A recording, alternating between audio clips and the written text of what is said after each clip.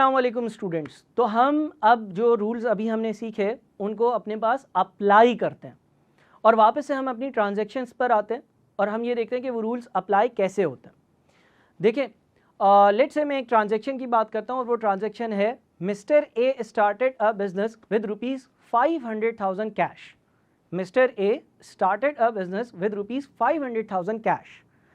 अब अगर मैं इस ट्रांजैक्शन की बात करूं तो इसका अकाउंटिंग इक्वेशन पर क्या इम्पैक्ट होगा वो हम पहले ही पढ़ चुके हैं, हम उसको रिकॉल करते हैं।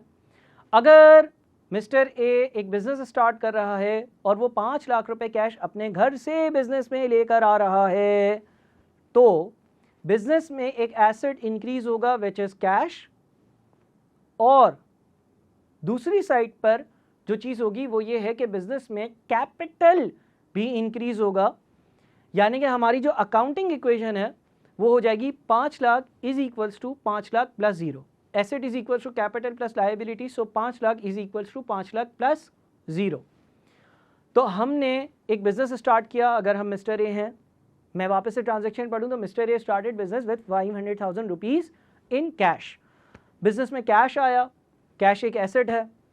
अकाउंटिंग इक्वेशन पर क्या इम्पैक्ट पड़ा? एसेट्स इंक्रीज हुए 5 लाख से और कैपिटल इंक्रीज हुआ 5 लाख से। So accounting equation asset is equal to capital plus liability हो गई 5 lakh is equal to 5 lakh plus 0। अब इसको हम डेबिट्स और क्रेडिट्स के रूल्स के हिसाब से कैसे रिकॉर्ड करेंगे? तो उसके लिए हम डबल एंट्रीज का कॉन्सेप्ट पढ़ते हैं। डबल एंट्री का कॉन्सेप्ट ये कहता है कि हर ट्रांजेक्शन के 2 इम्पैक्ट्स होंगे, हर ट्रांजेक्शन के 2 इम्पैक्ट्स होंगे। आमतौर पर 3 भी हो सकते हैं, लेकिन जनरली आमतौर पर हर ट्रांजेक्शन के 2 इम्पैक्ट्स होंगे। डबल एंट्रीज आप पास करोगे, यानी कि एक इम्पैक्ट उसका जनरली डेबिट और एक इम्पैक्ट उसका क्रेडिट होगा, या जितने डेबिट्स होंगे उतने ही क्रेडिट्स होंगे। अब देखें, हमने जो ट्रांजैक्शन पढ़ी वो है mister A started business with ₹500,000 cash. अगर हम इसका डेबिट और क्रेडिट के हिसाब से ये देखें कि इस ट्रांजैक्शन को कैसे बुक्स में लिखा जाता है, कैसे बुक्स में रिकॉर्ड करा जाता है, कैसे बुक्स में नोट डाउन किया जाता है, तो हम 3 कॉलम्स बनाते हैं। एक डिस्क्रिप्शन का, दूसरा कॉलम डेबिट और तीसरा कॉलम क्रेडिट का। हम जब इस ट्रांजैक्शन को अपनी बुक्स में रिकॉर्ड करेंगे तो हम कैश को डेबिट करेंगे, cash debit 5 lakh, capital credit 5 lakh. Cash debit 5 lakh, capital credit 5 lakh. Sir ऐसे क्यों रिकॉर्ड किया? नंबर 1, कैश क्या है? सर कैश एसेट है। रूल क्या पढ़ा था? अगर एसेट इंक्रीज होगा तो एसेट क्या होगा? डेबिट होगा। रूल नंबर 1 हमने क्या पढ़ा था? एसेट अगर इंक्रीज होगा तो डेबिट होगा। तो बिजनेस में कैश आया, कैश एसेट है, एसेट इंक्रीज होगा तो डेबिट होगा। Therefore cash debit 5 lakh.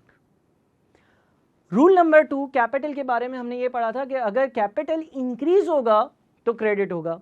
और उस बिजनेस की अगर बात करें तो उस बिजनेस में 5 लाख रुपए ओनर खुद लेकर आया है। जब ओनर 5 लाख रुपए खुद बिजनेस में लेकर आया है तो बिजनेस में कैपिटल यानी कि ओनर का पैसा, ओनर का शेयर इंक्रीज हुआ। तो इसीलिए एक तो कैश डेबिट होगा 5 लाख और दूसरा कैपिटल क्रेडिट होगा 5 लाख। यानी कि बिजनेस में एक एसेट इंक्रीज हुआ विच इज कैश, और दूसरी तरफ कैपिटल इंक्रीज हुआ।